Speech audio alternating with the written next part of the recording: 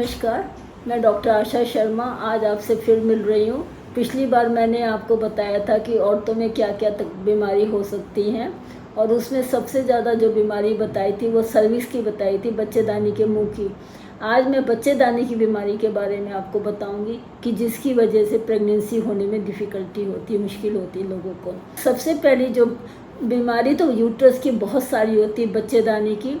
आज मैं बच्चेदानी की रसौलियों के बारे में, जिसको हम ट्यूमर बोलते हैं और लेमैन में, और अपने मेडिकल लैंग्वेज में फाइब्रॉइड्स बोलते हैं।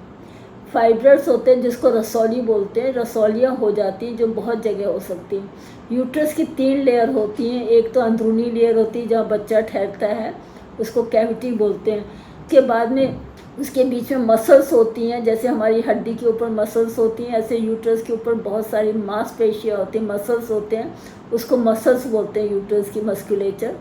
दूसरा होता है बाहर एक झिल्ली सी होती है जिसको कि सीरस मेम्ब्रेन बोलते हैं, सिरोजा बोलते हैं। तो 3 लेयर्स होती हैं बच्चेदानी के अंदर, और जिनमें 3 लेयर में अलग अलग ट्यूमर हो सकते हैं। उनकी वजह से बीमारियां जो होती हैं वो अलग अलग हो सकती हैं। सबसे पहले मैं बताऊंगी जो फाइब्रॉइड होता है, रसौली, वो एक छोटी सी दाने के बराबर भी हो सकती है, और कई दफ़ा 9 महीने का जो बच्चा होता है उसके साइज़ की भी हो जाती है। तो हम जितनी जल्दी डायग्नोस करें, जितनी जल्दी पता करें, उतनी जल्दी इलाज पॉसिबल है, और ये हमेशा बिल्कुल ठीक होने वाली बीमारी है। तो आज मैं बताती हूँ कि अगर बच्चेदानी की जो रसौली है वो बच्चेदानी के अंदर अगर बढ़ती है, जैसे कि बच्चा बढ़ता है उसकी तरह मुंह अंदर की जगह, मुंह के अंदर, जैसे हमारे मुंह के अंदर छाला हो जाता है, इस तरह से बढ़नी शुरू होती है, उसको बोलते हैं सब म्यूकस फाइब्रॉइड।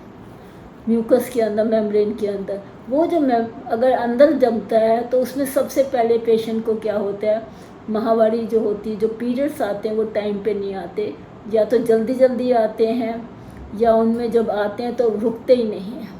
अगर छोटी रसौली है तो पीरियड्स इरेगुलर शुरू हो जाएंगे। अगर ज़्यादा बड़ी है तो पीरियड रुकेंगे ही नहीं। अगर बहुत ज़्यादा बड़ी है तो पेन भी शुरू हो जाएगा, उनमें डिजनरेशन होगा, पेन शुरू होगा। तो हमें सबसे पहले आज मैं जो बताऊंगी वो सब म्यूकस फाइब्रॉइड्स के बारे में बताऊंगी, और जो बच्चेदानी के अंदर के फाइब्रॉइड्स हैं।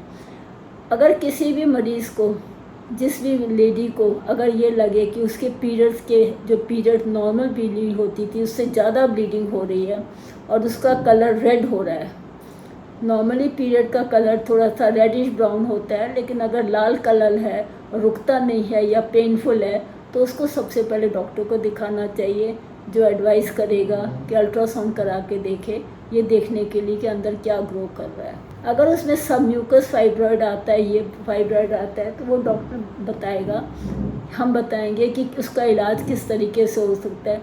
कई दफ़ा जो अंदर की रसौली हैं वो दवाइयों से ठीक नहीं होती, हमें छोटी सी सफाई करनी होती है, जिसको कि डीएनसी बोलते हैं। डीएनसी मतलब क्लीनिंग ऑफ द यूट्रस, और कई दफ़ा उसको करने से ही पेशेंट ठीक हो जाता है, अंदर कुछ ग्रो नहीं करता। दूसरा जो फाइब्रॉइड है सब म्यूकस, वो किस तरफ है, नीचे की तरफ है, और यही फाइब्रॉइड बढ़ते बढ़ते बढ़ते बच्चेदानी के मुंह से निकलते हुए बाहर तक आ सकता है, तो उसको पॉलिप बोलते हैं, फाइब्रॉइड पॉलिप। अगर ये पॉलिप बन जाता है तो उसका ट्रीटमेंट आसान होता है। जहाँ उसका बेस होता है, जैसे अंगूर के गुच्छे को आप तोड़ के ऐसे निकाल लेते हो, इसी तरह फाइब्रॉइड को भी मोड़ मरोड़ के निकाल लेते हैं, और उसका जो बेस है उसको हम जला देते हैं, तो पेशेंट बिल्कुल ठीक हो जाता है।